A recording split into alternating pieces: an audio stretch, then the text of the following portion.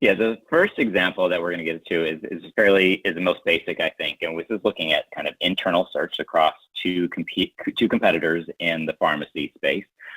We've got CVS and we've got Walgreens, and we have on a daily basis we're tracking all the search terms that people who are visiting either of these sites are entering in the internal search bars on the site. So if you're on CVS, this is looking, we compiled the total number of searches for the month of September that you're looking at here. We can see fairly similar or searches that you would expect to see right on a pharmacy site. We've got 22 or 23,000 people looking for blood pressure monitors. We've got about 18,000 looking for toothpaste, another 18 looking for eye drops and whatnot. So pretty standard type of searches that you would see for a pharmacy, which you would expect to see in the aisles. If we're looking at Walgreens, however, we see similar types of searches. We see blood pressure medicine, melatonin, Wet n Wild, Halloween, across the board. We see even similar numbers of people searching for those things. But if we look a little bit closer there, and we don't even have to look that close because 4 of the top search variations are related to Funko or Marvel kind of figurines that Walmart has an exclusive arrangement to sell. I'm sorry, I said Walmart, but Walgreens has an exclusive arrangement to sell these items in their stores.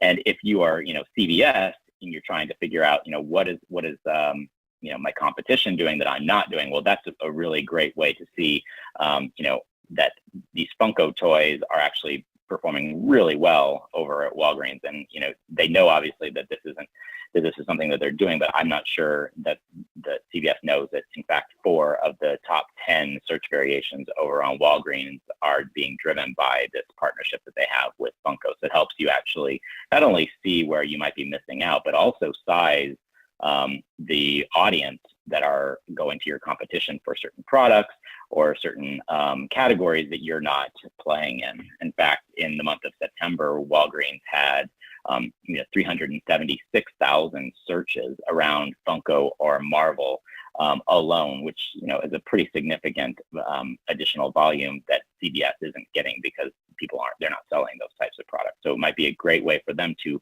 evaluate, I think, what could we be doing in this space to boost our traffic around maybe non-traditional products or categories. Yeah. John, I think that's a really interesting call out at the end there. If I think of the teams at a CVS that might be interested in this data, you could think of business development, like, is this a strategy that they would want to employ? Seeing the success that Walgreens having with it. I'd imagine category managers, are there certain categories like toys or others that they could use as an attraction to the, to the core offering they have? And then from a marketing standpoint, clearly the fact that there's this many searches means the marketing team has been pretty heavily involved in promoting this to differentiate their offering and draw new eyeballs into their site and probably people into the stores.